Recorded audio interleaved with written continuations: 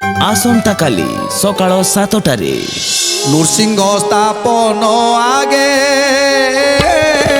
करी से ही ठारे यज्ञ करु नरपति मो विद्यमान रे।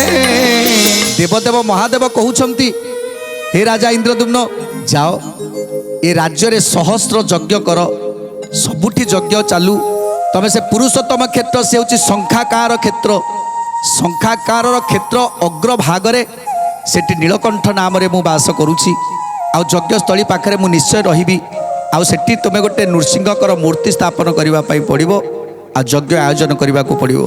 नुआ कार्यक्रम देउळ तोळा आसंता काली सकाळ 7टारे केवल सिद्धार्थ उत्सव चैनल रे।